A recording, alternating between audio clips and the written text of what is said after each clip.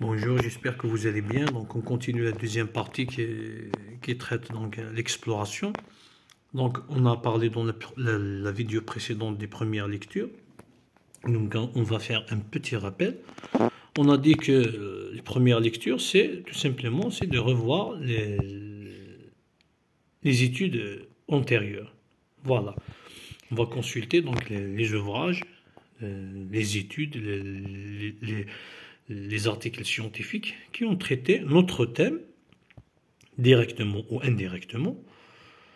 Donc, on a dit qu'il faut toujours ne pas oublier que notre point de départ, c'est la question de départ, pour ne pas donc se perdre dans la sélection donc, des ouvrages. Donc, notre première base, notre premier critère, c'est toujours avoir la question de départ devant nous. Voilà. On a dit aussi qu'il ne faut pas, en quelque sorte, avoir un souci sur la quantité d'ouvrages à consulter, mais plutôt sur la qualité d'ouvrages à consulter. On a dit qu'il faut consulter donc et lire d'une manière avisée et approfondie des ouvrages et des articles scientifiques où on trouve donc des théories, des approches diversifiées, des différentes théories, donc des différents éléments d'analyse, comment les chercheurs ont interprété leurs données quand ils ont traité donc un thème, donc notre thème. Voilà, donc le but c'est la qualité des lectures. Donc les lectures doivent être faites de manière avisée et approfondie, et aussi le type donc de sélection, on doit sélectionner les ouvrages où on peut trouver donc des théories, des pistes de réflexion diversifiées, des éléments d'analyse, des éléments d'interprétation. C'est ça l'utilité des premières lectures pour nous comme chercheurs débutants. Voilà.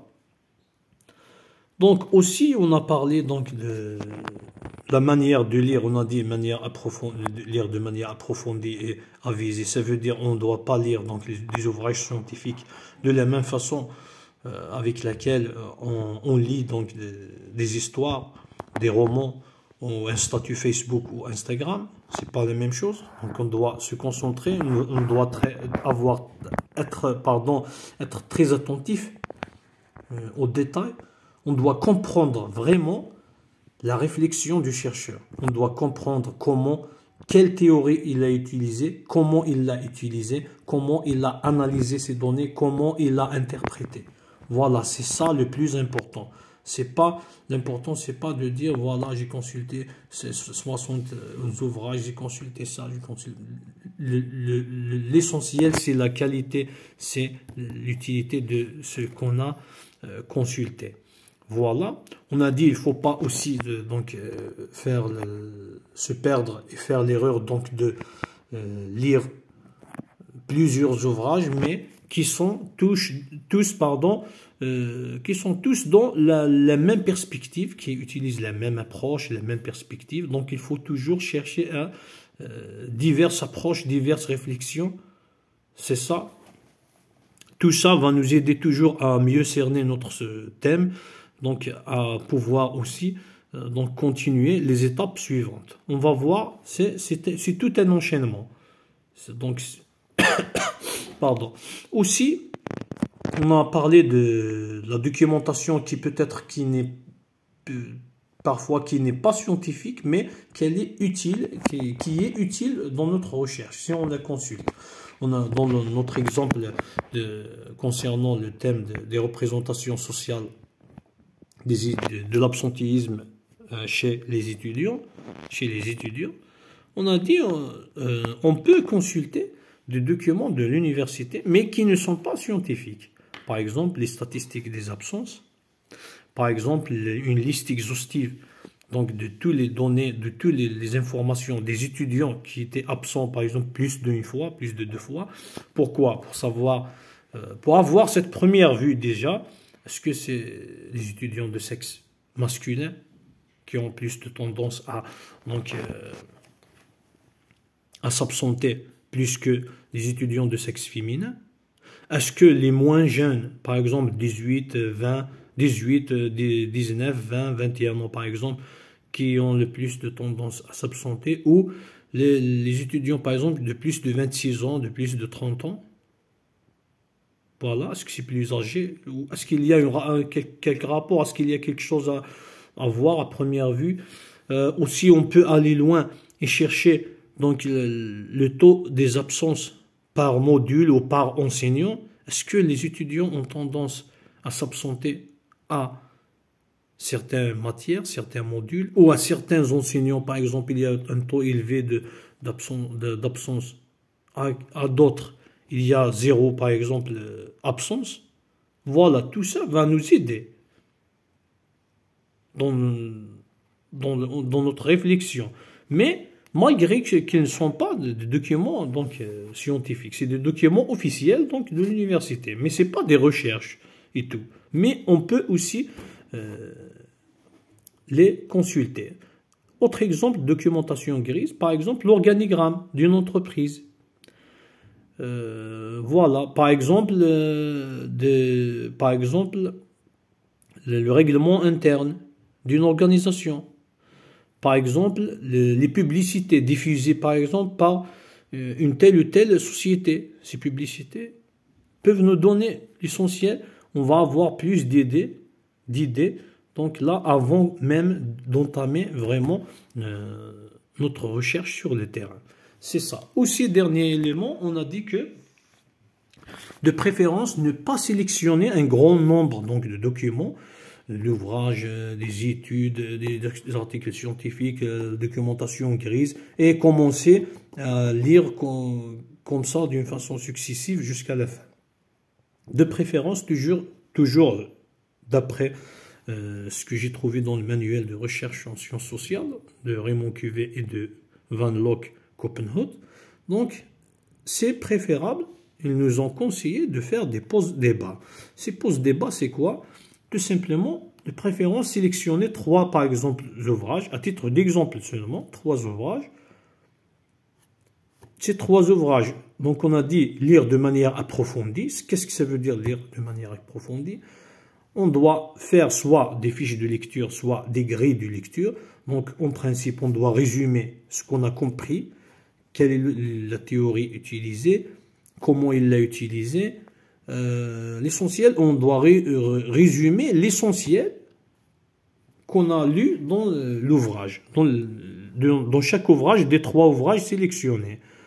Aussi, de préférence, il faut toujours ajouter à la fin, genre, on peut dire c'est une critique ou c'est une observation personnelle ou avis personnel. Pourquoi? Donc dire par exemple, ce chercheur, il a utilisé telle ou telle théorie,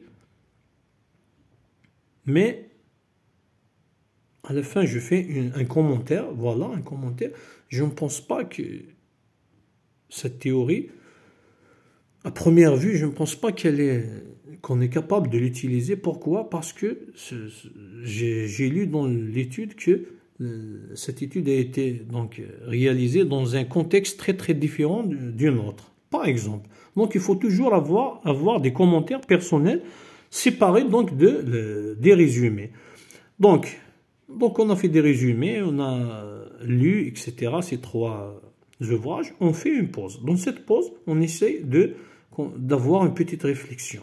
Déjà seul, le chercheur doit avoir des réflexions. Qu'est-ce que j'ai lu? Est-ce que ces théories vont dans le même sens? Est-ce que j'avance normalement, etc. Il faut avoir des réflexions. Qu'est-ce que j'ai lu? Est-ce que je suis dans la bonne voie? L'essentiel, il faut se poser des questions.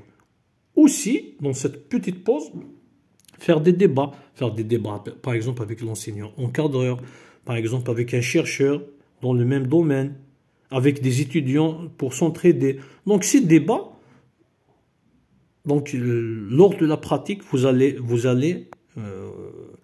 sûrement comprendre pourquoi ces pauses réflexion débats sont utiles.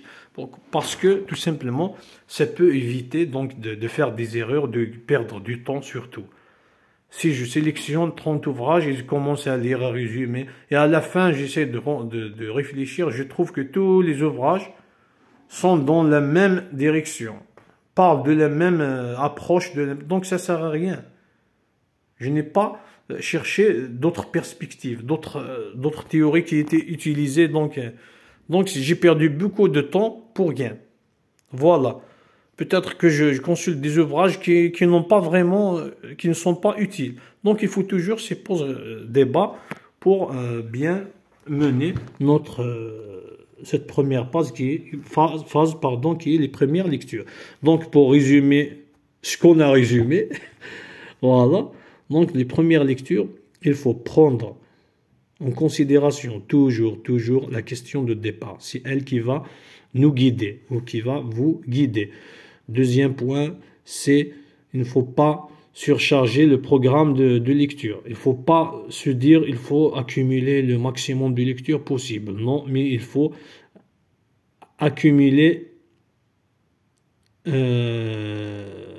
qualité. Il faut se baser sur la qualité. Il faut accumuler, par exemple, il faut accumuler le maximum de théories, d'éléments d'analyse et d'interprétation possible. Le maximum, il faut dégager le maximum de réflexions diversifiées qui ont traité notre sujet directement ou indirectement. C'est ça l'objectif en réalité. Voilà. Donc on continue maintenant sur concernant les entretiens exploratoires. Les entretiens exploratoires, c'est quoi? C'est tout simplement l'exploration empirique. C'est le contact avec le terrain. Donc, les entretiens exploratoires et les lectures premières, c'est en quelque sorte, sont en interaction. Elles sont liées. Elles sont liées. Pourquoi? Parce que les lectures vont nous donner une idée. Les entretiens exploratoires, on peut trouver par exemple autre chose. On peut revenir à la question de départ et la modifier. C'est ça l'objectif. On est toujours dans le va-et-vient entre les étapes. Ici, on a dit prendre le contact avec le terrain, aller au terrain pour mieux s'informer de la compatibilité de la question de départ. Déjà, quand on va au terrain, on va voir est-ce que notre question de départ est compatible vraiment. Est-ce qu'elle est vraiment compatible? Parce que théoriquement, on a essayé de chercher, soi-disant, les paramètres de faisabilité. Mais peut-être quand on va au terrain, on va découvrir autre chose. On va découvrir des difficultés. On va découvrir peut-être des aspects nouveaux du phénomène. C'est ça, le but des entretiens exploratoires. Donc, on a dit on peut découvrir des difficultés. Déjà, on va penser comment faire pour surmonter ces difficultés. On peut aussi, d'après la population la population qui va contribuer à ces entretiens exploratoires, on peut prendre conscience qu'il faut modifier un peu la question de départ, la corriger en quelque sorte. Aussi, on peut découvrir de nouveaux aspects du phénomène, ces aspects du phénomène qu'on ne connaissait pas, nous, dans notre expérience, et aussi qu'on n'a pas trouvé dans les premières lectures. Voilà, donc ici, dans les entretiens exploratoires aussi, il faut que le chercheur soit très très attentif à tous les détails. Voilà, l'entretien, quelle est la nature de ces entretiens exploratoires? Les entretiens exploratoires on dit toujours qu'ils sont libres. En réalité, il y a un très petit degré de directivité du chercheur. Pourquoi? Parce que déjà, c'est le chercheur qui va expliquer. Donc, il ne va pas poser les questions comme dans l'entretien de recherche. Mais par contre, ici, dans les entretiens exploratoires, le chercheur doit essayer de poser le minimum de questions possible. S'il peut faire ses entretiens sans poser de questions, il le fait. Comment ça? C'est tout simplement, il va aller, donc, un individu, il va tout simplement lui expliquer le thème de recherche. Voilà, je cherche un étudiant par exemple, je lui dis, voilà, bonjour, j'ai l'intention de faire une recherche sur les représentations sociales, représentation sociale de l'absentéisme chez les étudiants. J'aimerais bien que vous me parliez de ce sujet. Point. Genre, il n'y a pas de question précise. Je le laisse dire ce qu'il veut. Maintenant, quand cette interview il parle, bon, s'il accepte bien sûr d'être enregistré, le meilleur c'est d'enregistrer. Pourquoi? Pour écouter plusieurs fois attentivement l'enregistrement. Si ce n'est pas possible, il faut prendre note. Il faut prendre note et être très très attentif. Que ce soit à ce qu'il dit, que ce soit au moment où il le dit, que ce soit à sa posture extérieure en général, donc ses gestes, et son langage corporel et tout. Il faut être très attentif. Voilà. C'est ça. Donc, le chercheur ici, dans quelques cas, il peut intervenir. Dans quel cas il peut intervenir dans l'entretien exploratoire?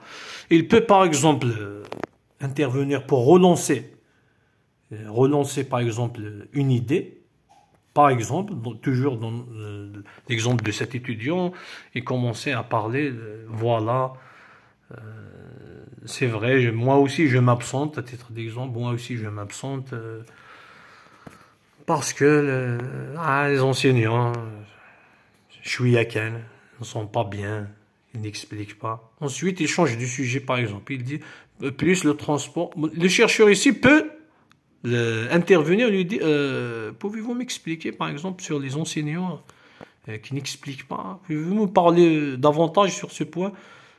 Genre, il le relance sur un point, peut-être ce point est très intéressant, mais il n'a pas bien développé, donc l'étudiant on peut le relancer sur ce point. Pouvez-vous nous parler donc de ces enseignants et tout, que vous dites qu'il n'explique pas et tout. Il va parler, il va dire, voilà, cet enseignant, il a fait ça. Ça dépend de ce qu'il va dire. Mais l'essentiel, on va le relancer sur un point qu'il a passé rapidement. Ça, il peut le chercheur peut intervenir. Voilà. Toujours, le chercheur doit garder l'idée qu'il faut intervenir le minimum possible. Mais dans ce cas, pour relancer une idée, donc il peut intervenir. Aussi, il peut intervenir dans d'autres cas, par exemple, si l'étudiant qu'on est en train d'interviewer, pardon, donc il parle donc de l'absentéisme. L'absentéisme, j'ai remarqué ça, voilà, l'enseignant, le département, moi, le transport et tout. À un bon moment, il sort du sujet, par exemple. Il parle par exemple des prix qui sont en hausse, des prix de, je ne sais pas de quoi, des prix d'aliments, des prix des produits alimentaires qui sont en hausse depuis 2020, la situation économique. Là, le chercheur aussi peut être intelligent et juste une petite, il va intervenir pour aussi pour l'amener à parler sur son sujet. Bien sûr, d'une façon intelligente. Toujours, il ne faut pas que... Genre, il faut que le chercheur... Il faut qu'il installe donc cet interviewé dans un climat où l'interviewé est libre de dire ce qu'il veut, que ses propos sont très très intéressants. C'est ça le climat qu'il faut installer chez cet interviewé, chez cet étudiant. Voilà, il faut qu'il se sente que ses paroles sont estimées, que sa réflexion, ses idées seront prises en considération, etc. Voilà. C'est ça, en quelque sorte, l'entretien. C'est comme ça qu'un entretien exploratoire doit se faire. Aussi, maintenant, qui on va questionner, on va appliquer ces entretiens exploratoires. Donc, sur qui ou avec qui? Avec quel individu? Est-ce qu'avec les étudiants seulement ou avec d'autres individus? Maintenant, selon toujours ce manuel, on a ici avec qui entamer ces entretiens. Ici, normalement, c'est une question.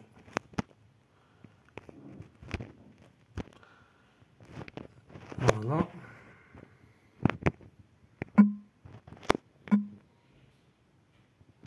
Je crois que j'ai bousillé tout.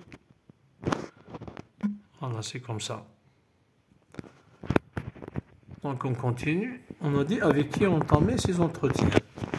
Donc, on a 3 catégories donc, qui sont concernées par les entretiens exploratoires. On a des spécialistes, des témoins privilégiés et les individus concernés par le phénomène. On commence par ce troisième.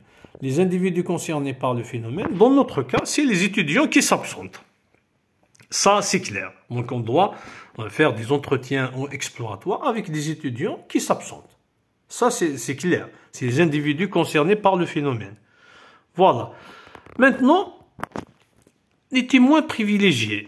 Les témoins privilégiés, on peut par exemple faire des entretiens exploratoires avec les enseignants. Parce que c'est les enseignants ce sont les premiers qui remarquent, donc, les individus qui s'absentent. C'est eux déjà qui complètent les listes, qui signent, donc qui valident les listes de présence. Donc on peut faire des entretiens avec ce sont des témoins privilégiés. Ils sont là, donc c'est pas eux qui ont concerné directement. Les enseignants, c'est pas notre but de chercher les absences chez les enseignants, mais ce sont des témoins privilégiés. Parce que leur poste, selon leur poste, dans leur travail, c'est les premiers qui remarquent ce phénomène, et peut-être même qu'ils ont des remarques au-delà de ce qu'on peut voir, nous, par exemple, en tant que chercheurs ou en tant qu'étudiants, etc. Donc, les témoins privilégiés. Donc, c'est des personnes qui ne sont pas directement liées donc, au phénomène, mais vu leur poste, vu leur travail, vu leur activité, ça dépend le cas, ça dépend donc les situations, mais l'essentiel, c'est des individus qui sont placés dans un poste ou dans une situation qui leur permet donc d'avoir des informations très très utiles, très riches concernant notre phénomène. C'est ça les témoins privilégiés. Maintenant les spécialistes. Les spécialistes, c'est simple. On cherche tout simplement des spécialistes donc par exemple, notre sujet, notre thème de recherche, l'absentéisme ou les représentations, fait partie de leur domaine. Voilà. Les spécialistes qu'on doit chercher, c'est les spécialistes dont notre thème fait partie de leur domaine de recherche, de leur domaine de travail, etc. Dans notre cas, l'absentéisme, par exemple, les représentations sociales de l'absentéisme chez les étudiants, on peut par exemple voir des enseignants-chercheurs qui ont travaillé, peut-être qu'on a consulté même leur documentation dans les premières lectures. On peut faire un entretien avec un chercheur qui a travaillé sur les représentations sociales, par exemple, soit des étudiants, soit des travailleurs. L'essentiel, il a travaillé sur son domaine, donc englobe notre recherche. Donc il peut nous orienter, il peut nous donner des pistes. Ça, donc c'est ça en principe. Donc, avec qui entamer ces entretiens? On a dit avec des spécialistes. On a dit, donc ces spécialistes, c'est à titre d'exemple des chercheurs qui traitent des phénomènes du même domaine que le nôtre. On a dit des témoins privilégiés grâce donc à leur position, à leur situation, ils ont accès à des informations qui nous seront très très utiles. Aussi, les individus concernés par le phénomène, on est obligé aussi de faire des entretiens dans notre cas, avec des étudiants donc, qui ont l'habitude de s'absenter. Voilà. Maintenant, les méthodes, on parle de troisième élément dans l'exploration, c'est les méthodes complémentaires. Voilà, je suis un peu fatigué, donc c'est pour ça que les mots m'échappent. Ces méthodes complémentaires, ce n'est pas des méthodes obligatoires à utiliser dans l'exploration. Dans certains cas, ou dans la plupart des cas, on a besoin seulement de premières lectures et des entretiens exploratoires. Mais dans certains, ici, chaque recherche est différente d'autres recherches, chaque thème est différent d'un autre. Ça dépend de la spécificité du thème, de la recherche, du contexte, etc. Si on juge que les lectures qu'on a fait et les entretiens exploratoires ne sont pas vraiment suffisants, on peut aller aux méthodes complémentaires.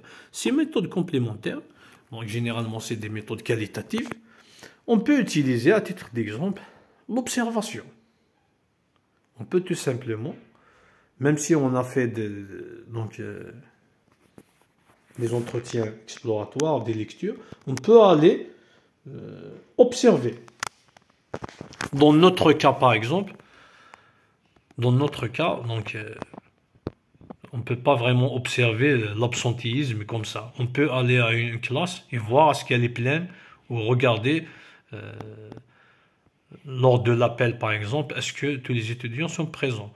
L'essentiel, dans d'autres circonstances, dans d'autres recherches, on peut utiliser, par exemple, l'observation participante. Donc, le chercheur fait les premières lectures, il fait des entretiens. Ensuite, il s'implique dans le groupe.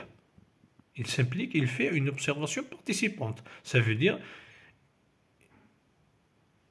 enfin, bien sûr, dans un autre exemple, ce n'est pas dans l'exemple de l'absentéisme, mais dans un autre exemple, par exemple, les relations sociales, s'il veut chercher sur les relations sociales dans une entreprise, il peut tout simplement intégrer l'entreprise.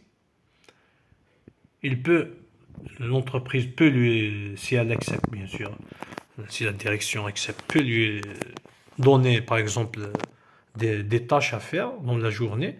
Il fait ces tâches, mais son but, c'est d'intégrer le groupe et d'observer tout simplement, ses relations ou d'observer ce qui concerne son sujet. Ici, dans l'observation, si un chercheur veut utiliser cette méthode complémentaire d'observation, il doit aussi observer son grille d'observation. Il doit observer tout simplement attentif à toute observation. Il doit observer tout ce qui est observable.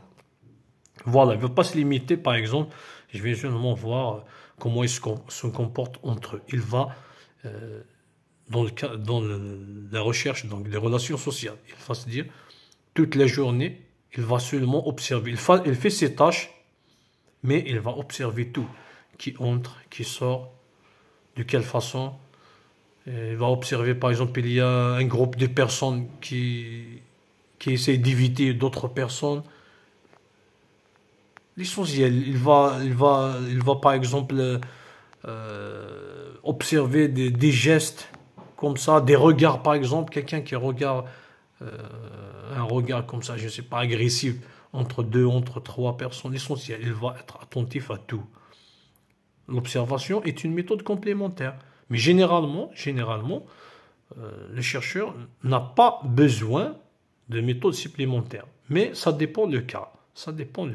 Autre méthode supplémentaire, on peut utiliser l'analyse de contenu. L'analyse de contenu. Par exemple, on va prendre notre exemple, l'absentéisme, les représentations sociales. Les représentations donc, sociales de l'absentéisme chez les étudiants. On peut, à titre d'exemple, donc on sait que dans les réseaux sociaux numériques, il y a plusieurs groupes, même dans notre université, il y a plusieurs groupes donc, fondés par des étudiants. Donc on va intégrer ces groupes de discussion. On va tout simplement inciter les étudiants à parler sur l'absentéisme. Et selon leurs réponses, leurs commentaires, dans les commentaires par exemple, on va chercher dans les publications, etc. On peut tirer, d'après l'analyse de contenu, on peut quand même tirer quelques points qui nous seront utiles dans notre recherche. Quelques aspects, quelques représentations par exemple. Cette absence, elle est la source de quoi chez les étudiants? Quelle est la source de cet absentéisme chez les étudiants? Comment ils voient, donc, comment ils se représentent ces absences? Est-ce que c'est une forme de rébellion? Est-ce que c'est une forme de désintérêt? Etc. Est-ce qu'ils sont indifférents envers ces absences? Est-ce ils se représentent qu'il n'est pas utile de venir toujours, etc., etc. On peut analyser par exemple, je ne sais pas, des documents comme ça, écrits par des étudiants, des blogs par exemple. C'est à titre d'exemple. L'essentiel, ça c'est juste d'après mon imagination. Mais chaque cas est spécifique, chaque thème il a ses propres, ses propres éléments. Donc, dans un thème, on peut avoir une obligation d'aller vers les méthodes complémentaires. Mais généralement, dans les recherches, on n'a pas toujours besoin des méthodes complémentaires. C'est ça l'idée. L'essentiel, j'essaie de refaire tout ce que j'ai dit, mais le plus rapidement possible. On a dit, l'exploration, c'est la deuxième étape de la démarche scientifique. Dans l'exploration, on trouve 3 éléments principaux. On trouve les premières lectures, les entretiens exploratoires et les méthodes complémentaires. Les premières lectures, c'est on va prendre conscience, on va prendre connaissance des études antérieures faites sur notre sujet ou sur notre sujet directement ou indirectement.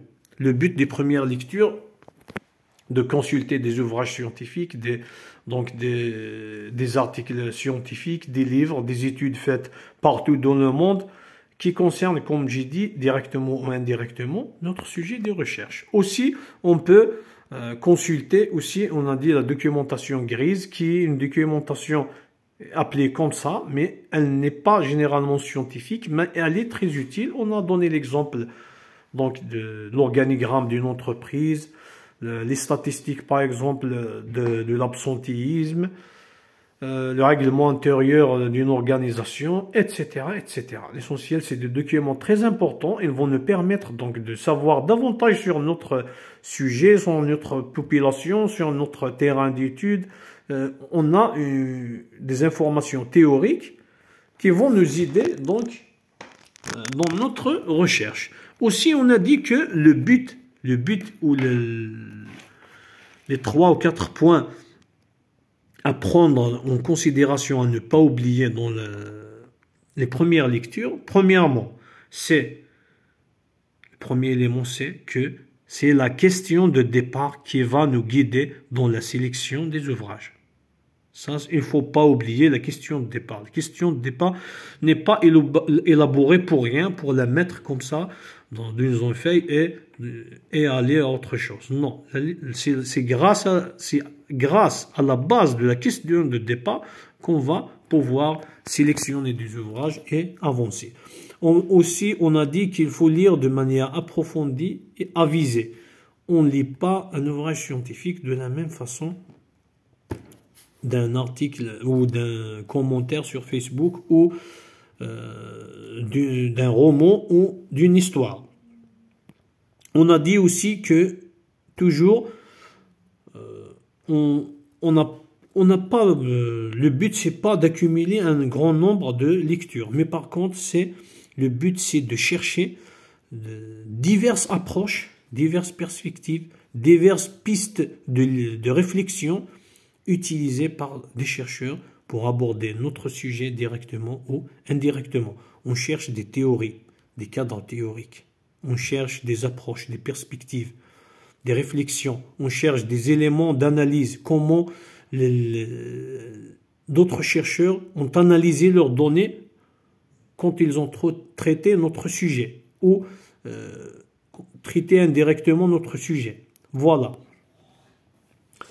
On a parlé aussi donc de la documentation grise. Je ne sais pas est-ce que j'ai déjà. Voilà, on a parlé de ça. Aussi, on a parlé aussi des pauses, réflexions, débats. On a dit qu'il faut de préférence, surtout pour nous comme chercheurs débutants. Voilà. Donc, il faut pas sélectionner un grand nombre de lectures et commencer à essayer d'accomplir notre travail. Non, il faut faire des pauses réflexion, débats. On a dit que ces pauses réflexion, débats vont nous permettre donc, si on est dans une erreur, si on est dans une fausse piste, on va s'apercevoir rapidement.